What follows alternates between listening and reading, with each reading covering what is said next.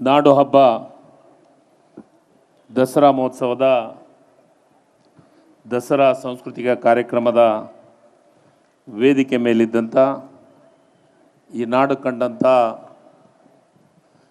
ಅಂದು ಭಾಗ್ಯಗಳ ಸರದಾರ, ಇನ್ನು ಈಗ ಗ್ಯಾರಂಟಿಯ ಸರದಾರರಾದಂಥ ಈ ರಾಜ್ಯದ ಮುಖ್ಯಮಂತ್ರಿಗಳಾದಂಥ ಸನ್ಮಾನ್ಯ ಸಿದ್ದರಾಮಯ್ಯ ಸಾಹೇಬ್ರೆ, ಹಾಗೂ ವೇದಿಕೆ ಮೇಲಿದ್ದಂಥ ನನ್ನ ಆತ್ಮೀಯರು ಹಿರಿಯರಾದಂಥ ಸಭಾಪತಿಗಳಾದಂಥ ಬಸವರಾಜ ಹೊರಟ್ಟಿ ಸಾಹೇಬ್ರೆ, ಇನ್ನೋರ್ವ ಶಾಸಕರು ಹಿರಿಯರು ಆದಂಥ ಕೆ ವೆಂಕಟೇಶ್ ಅವರೇ, ಹಾಗೂ ಇನ್ನೋರ್ವ ಮಿತ್ರರು ಆದಂಥ ನಮ್ಮ ಅನಿಲ್ ಕುಮಾರ್ ಅವರೇ, ಹಾಗೂ ಇನ್ನೋರ್ವ ಮಿತ್ರರು ಆದಂಥ ಕನ್ನಡ ಪ್ರಾಧಿಕಾರದ ಅಧ್ಯಕ್ಷರಾದಂಥ ಮಾನಸ್ ಅವರೇ, ಮತ್ತು ಗ್ಯಾರಂಟಿ ಸಮಿತಿಯ ಪ್ರಾಧಿಕಾರದ ಉಪಾಧ್ಯಕ್ಷರಾದಂಥ ಡಾಕ್ಟರ್ ಪುಷ್ಪ ಅಮರನಾಥ್ ಅವರೇ, ಕಾರ್ಯಕ್ರಮದ ಅಧ್ಯಕ್ಷತೆಯಾದಂಥ ವಿಧಾನಸಭೆಯ ಸದಸ್ಯರು ಆದಂಥ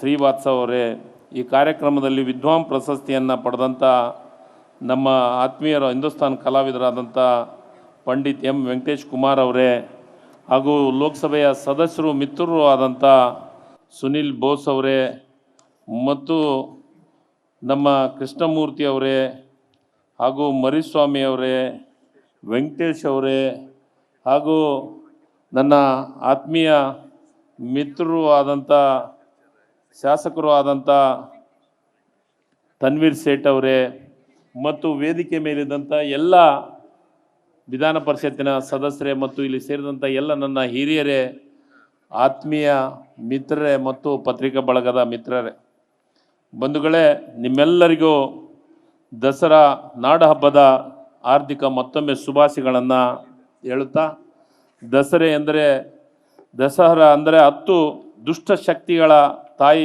ಚಾಮುಂಡೇಶ್ವರಿ ವಿವಿಧ ರೂಪಗಳಲ್ಲಿ ಸಂವರಿಸಿ ಲೋಕಕ್ಕೆ ಶುಭವನ್ನು ಉಂಟು ಮಾಡಿದ ಪ್ರತೀಕ ಅಂದರೆ ಈ ಹಬ್ಬವನ್ನು ನಾವು ನಾಡಿನೆಲ್ಲ ಸಂಭ್ರಮದಿಂದ ಆಚರಣೆಯನ್ನು ಮಾಡ್ತಾ ಇದ್ದೀವಿ. ಬಂಧುಗಳೇ, ಜಗತ್ತಿನಲ್ಲಿ ಕರ್ನಾಟಕ ಎಂದೊಡನೆ ಮೊಟ್ಟ ಮೊದಲಿಗೆ ನಮಗೆ ನೆನಪಾಗೋದು ಮೈಸೂರು ದಸರೆ ಅಂದರೆ ತಪ್ಪಾಗಲಿಕ್ಕಿಲ್ಲ.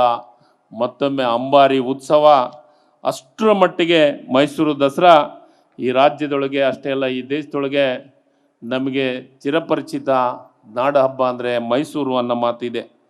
ಇಲ್ಲೂ ಪ್ರಾರಂಭ ಆಗಿದ್ದು ವಿಜಯನಗರ ಸಾಮ್ರಾಜ್ಯ, ಅಂದರೆ ವಿಜಯನಗರದಿಂದ ಪ್ರಾರಂಭ ಆಗಿ ಅಲ್ಲಿ ಆದಮೇಲೆ ಇಲ್ಲಿ ಈ ದಸರೆ ಮೈಸೂರಿನಲ್ಲಿ ವಿಜೃಂಭಣೆಯಿಂದ ಆಚರಣೆಯನ್ನು ಪ್ರಾರಂಭ ಮಾಡಿದರು.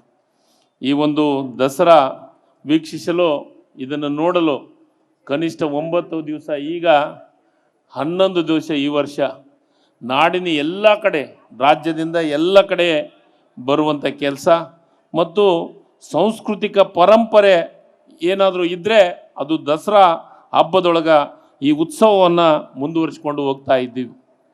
ನಾನು ಹಿಂದೆ ಮೈಸೂರು ಮಹಾರಾಜರು ನಾಡಿನ ಸಂಸ್ಕೃತಿಯ ಮೇಲೆ ಅಭಿಮಾನವನ್ನಿಟ್ಟು ಸಂಗೀತ, ಸಾಹಿತ್ಯ, ಕಲೆ, ಸಂಸ್ಕೃತಿ, ರಂಗಭೂಮಿಗೆ ವಿಶೇಷವಾದಂಥ ಪ್ರೋತ್ಸಾಹವನ್ನು ನೀಡುತ್ತಾ ಬಂದು ವಿಶೇಷ ಕಲಾವಿದರಿಗೆ ಇಲ್ಲೇ ಸನ್ಮಾನ ಮತ್ತು ಕಲಾವಿದರಿಗೆ ವೇದಿಕೆಯನ್ನು ಕೊಡುವಂಥ ಕೆಲಸವನ್ನು ಹಿಂದೆ ಮಹಾರಾಜರು ಮಾಡ್ತಾಯಿದ್ರು. ಅದರ ಜೊತೆಗೆ ಈ ಒಂದು ಸಂಗೀತ ವಿದ್ವಾನ್ ಪ್ರಶಸ್ತಿಯನ್ನು ಕೊಡುವಂಥ ಕೆಲಸ ಮಹಾರಾಜರು ಪ್ರಾರಂಭವನ್ನು ಮಾಡಿದರು. ಅದಾದಮೇಲೆ ನನಗಿದ್ದ ಮಾಹಿತಿ ಪ್ರಕಾರ ಮತ್ತೆ 1993ರಲ್ಲಿ ಡಾಕ್ಟರ್ ಪುಟ್ಟರಾಜ ಗವಾಯಿಗಳಿಂದ ಪ್ರಾರಂಭವಾಗಿ ಇವತ್ತು ಇಲ್ಲಿವರೆಗೂ ನಮ್ಮ ಪಂಡಿತ್ ವೆಂಕಟೇಶ್ ಕುಮಾರ್ ಅವರು ಸೇರಿ 32 ಸಂಗೀತದ ವಿದ್ವಾಂಸ ಪ್ರಶಸ್ತಿಯನ್ನು ನಮ್ಮ ರಾಜ್ಯದೊಳಗೆ ಕೊಡುವಂಥ ಕೆಲಸ ಮಾಡ್ತಾ ಇದೆ ಅನ್ನೋ ಮಾತನ್ನು ಇಲ್ಲಿ ಹೇಳಲಿಕ್ಕೆ ಇಷ್ಟಪಡ್ತೀನಿ. ಬಂಧುಗಳು, ಹಿಂದೆ ಮಹಾರಾಜರು ಯಾವ ರೀತಿ ಕಲೆಗೆ ಪ್ರೋತ್ಸಾಹನ ಕೊಟ್ಕೊಂತ ಬಂದರು, ಸಾಹಿತ್ಯಕ್ಕೆ, ಸಂಗೀತಕ್ಕೆ, ಎಲ್ಲ ಕನ್ನಡಕ್ಕೆ ಪ್ರೋತ್ಸಾಹ ಯಾವ ರೀತಿ ಕೊಡೋಕ್ಕೆ ಪ್ರಾರಂಭ ಮಾಡಿದ್ರು, ಅದರ ಜೊತೆಗೇ ಅದೇ ರೀತಿ ಆಡಳಿತವನ್ನು ಮಾಡುವಂಥ ಕೆಲಸವನ್ನು ಸಂಗೀತಕ್ಕೆ ಇರ್ಬೋದು, ಕನ್ನಡಕ್ಕೆ ಇರ್ಬೋದು, ಭಾಷೆಗೆ ಇರ್ಬೋದು, ಎಲ್ಲದಕ್ಕೂ ವಿಶೇಷವನ್ನು ಪ್ರೋತ್ಸಾಹ ಕೊಟ್ಟಿದ್ದು ಈ ರಾಜ್ಯದೊಳಗೆ ಯಾರಾದರೂ ಅತಿ ಹೆಚ್ಚು ಅದಕ್ಕೆ ಪ್ರಾಮುಖ್ಯತೆ ಕೊಟ್ಟಿದ್ದಾರೆ ಅಂದರೆ ಸನ್ಮಾನ್ಯ ಸಿದ್ದರಾಮಯ್ಯ ಸಾಹೇಬರು ಅನ್ನೋ ಮಾತನ್ನು ನಾನು ಹೆಮ್ಮೆಯಿಂದ ಹೇಳುವಂಥ ಕೆಲಸವನ್ನು ಮಾಡ್ತೀನಿ. ಯಾಕಂದರೆ ನಾನು 2.5 ವರ್ಷಕ್ಕಿಂತ ಹೆಚ್ಚಾಯ್ತು. ಇವತ್ತು ಕನ್ನಡ ಮತ್ತು ಸಂಸ್ಕೃತಿ ಇಲಾಖೆ ಜವಾಬ್ದಾರಿ ತಗೊಂಡ ಮೇಲೆ ಕನ್ನಡ ಇರ್ಬೋದು, ಸಂಗೀತ ಸಾಹಿತ್ಯಕ್ಕೆ ಇರ್ಬೋದು, ಎಲ್ಲದಕ್ಕೂ ಪ್ರೋತ್ಸಾಹವನ್ನು ಕೊಡೋದ್ರ ಜೊತೆಗೆ ಹಿಂದೆ 3 ವರ್ಷ ಯಾವುದೇ ಪ್ರಶಸ್ತಿಯನ್ನು ಕೊಡುವಂಥ ಕೆಲಸವನ್ನು ಮಾಡಿದ್ದಿಲ್ಲ. ಅದನ್ನು ನನ್ನ 4 ವರ್ಷ, 3 ವರ್ಷ, ಒಂದಿಷ್ಟು 4 ವರ್ಷ ಅದಾವ, ಒಂದಿಷ್ಟು 3 ವರ್ಷ ಅದಾವ, ಯಾವ ಪ್ರಶಸ್ತಿಯನ್ನು ನಾಡಿನೊಳಗೆ ಕೊಡುವಂಥ ಕೆಲಸವನ್ನು ಮಾಡಿಲ್ಲ.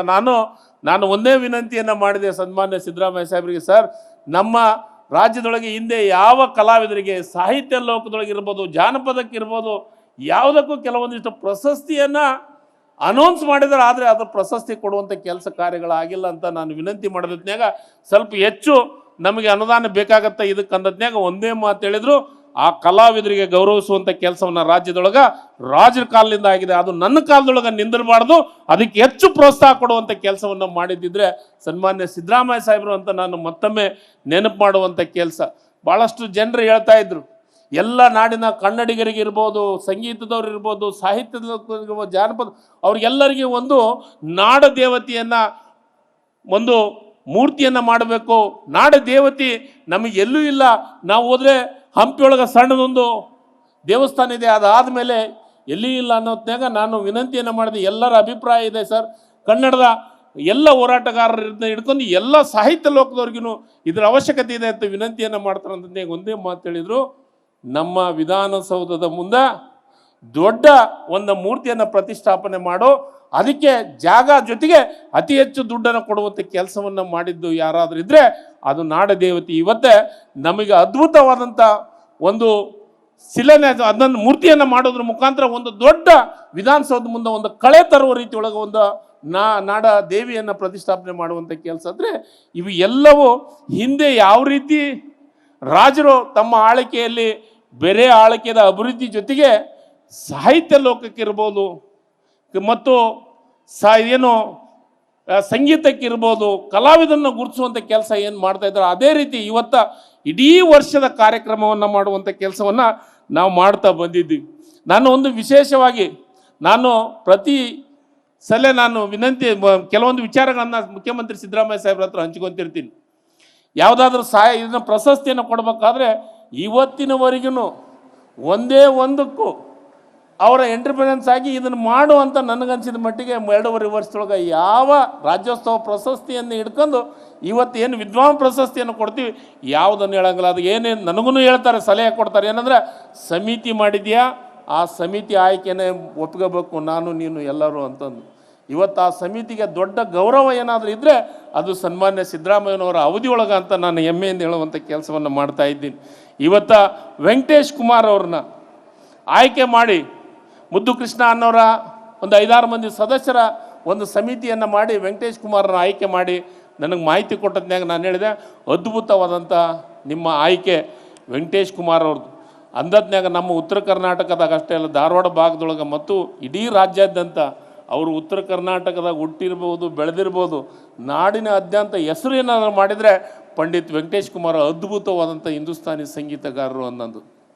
ನಾವು ಇನ್ನೇಗ ಅವರ ಹಾಡನ್ನು ಹಾಡೋದನ್ನು ನೋಡಿದರೆ ಅವರ ಅದ್ಭುತವಾದಂಥ ಅವರು ಎಲ್ಲಿ ಕಲ್ತರು, ಪುಟ್ಟರಾಜ ಗವಾಯಿಗಳ ಒಂದು ಮಾರ್ಗದರ್ಶನ, ಅವರ ಒಂದು ಇದರೊಳಗೆ ಕಲಿಯುವಂಥ ಕೆಲಸವನ್ನು ಮಾಡೋದ್ರ ಜೊತೆಗೆ ಖ್ಯಾತ ದಾಸರ ಪದಗಳಿಂದ ಹಿಡ್ಕೊಂಡು ಭಕ್ತಿ ಗೀತೆಗಳನ್ನು ಹಾಡೋದ್ರ ಮುಖಾಂತರ ಅವರ ದೊಡ್ಡ ನಮ್ಮ ನಾಡಿಗೆ ಒಂದು ಹೆಸರು ತರುವಂಥ ಕೆಲಸವನ್ನು ಮಾಡಿದಂಥವ್ರು ಯಾರಾದರೆ ವೆಂಕಟೇಶ್ ಕುಮಾರ್ ಅವರು ಅನ್ನೋ ಮಾತನ್ನು ಇಲ್ಲಿ ಹೇಳಲಿಕ್ಕೆ ಇಷ್ಟಪಡ್ತೀನಿ. ಬಂಧುಗಳೇ, ದೂರದರ್ಶನ ಇರ್ಬೋದು, ಆಕಾಶವಾಣಿಯ ಶ್ರೇಣಿ ಕಲಾವಿದರಾಗಿ ಈ ದೇಶ ವಿದೇಶಗಳೆಲ್ಲ ತಮ್ಮ ಸಂಗೀತದ ಧ್ವನಿಯನ್ನು ನೋಡೋದ್ರ ಮುಖಾಂತರ ಹಿಂದೂಸ್ತಾನಕ್ಕೆ ಒಂದು ದೊಡ್ಡ ಸಂಗೀತದ ಛಾಪನ್ನು ಮೂಡಿಸಿದಂಥವ್ರು ಯಾರು ಇದ್ದರೆ ಅದು ನಮ್ಮ ವೆಂಕಟೇಶ್ ಕುಮಾರ್ ಅವರು. ಅವರಿಗೆ ರಾಜ್ಯೋತ್ಸವ 2007 ರಾಜ್ಯೋತ್ಸವ ಪ್ರಶಸ್ತಿ, ಸಂಗೀತ ನೃತ್ಯ ಅಕಾಡೆಮಿಯಿಂದ 2012 ಕೇಂದ್ರ ಅಕಾಡೆಮಿ ಪ್ರಶಸ್ತಿ, ವಿಶೇಷ ಪದ್ಮಶ್ರೀ ಪ್ರಶಸ್ತಿನೂ ಪಡೆದಂಥವರು ನಮ್ಮ ಈ ಸತೆ. ಅವರಿಗೆ ನಾವು ವಿವಿಧ ಸಂಘ ಸಂಸ್ಥೆಗಳಿಗೆ, ಸಾಕಷ್ಟು ಸಂಘ ಸಂಸ್ಥೆಗಳಿಗೆ ಅವರ ಪ್ರಶಸ್ತಿಯನ್ನು ಕೊಡುವಂಥ ಕೆಲಸವನ್ನು ವೆಂಕಟೇಶ್ ಕುಮಾರ್ ಅವರಿಗೆ ಮಾಡಿದ್ದಾರೆ. ಅಂಥ ಒಬ್ಬ ಮಹಾನ್ ವ್ಯಕ್ತಿಗೆ ಇವತ್ತು ವಿದ್ವಾನ್ ಪ್ರಶಸ್ತಿಯಾಗಿ ಕೊಡೋದ್ರ ಮುಖಾಂತರ ಅದಕ್ಕೆ ಸಿದ್ದರಾಮಯ್ಯ ಸಾಹೇಬರು ಅವರಿಗೆ ನಾನು ಹೇಳಿದೆ ಬೆಳಗ್ಗೆ, ನಮ್ಮ ಸಾಹೇಬರು ಕಾಲದೊಳಗೆ ನಿಮಗೆ ಅವಕಾಶ ಸಿಕ್ತಲ್ಲ, ಅದ್ಭುತವಾಗಿದೆ, ನಿಮ್ಗೆ ಅಭಿನಂದನೆಗಳು ಅಂದತ್ನಾಗ ನಿಮ್ಮ ಮೇಲೆ ಜನರ ಪ್ರೀತಿ ಮತ್ತು ನಮ್ಮ ಪುಟ್ಟರಾಜ ಗವಾಯಿಗಳ ಆಶೀರ್ವಾದ ಅನ್ನುವ ಮಾತನ್ನು ಹೇಳುವಂಥ ಕೆಲಸವನ್ನು ಮಾಡಿದಂಥ ವೆಂಕಟೇಶ್ ಕುಮಾರ್ ಅವರಿಗೆ ನಾನು ವಿಶೇಷವಾಗಿ ಅಭಿನಂದನೆಗಳನ್ನು ಸಲ್ಲಿಸುವಂಥ ಕೆಲಸವನ್ನು ಮಾಡ್ತೀನಿ ಬಂಧುಗಳೇ. ಇದರ ಜೊತೆಗೆ ನಮ್ಮ ಮುಖ್ಯಮಂತ್ರಿಗಳು ತಮ್ಮ ಆಡಳಿತದಲ್ಲಿ ವಿಶೇಷವಾದಂಥ ಒಂದು ಸತೆ ಅವ್ರು ಏನು ನಿರ್ಧಾರ ಮಾಡ್ತಾರೆ, ಒಂದು ಸತೆ ಅವ್ರ ನಿರ್ಧಾರನ ಹೆಂಗಿರ್ತಂದ್ರೆ ಭಾಳ ದೃಢವಾದಂಥ ನಿರ್ಧಾರ ಇರ್ತೈತಿ.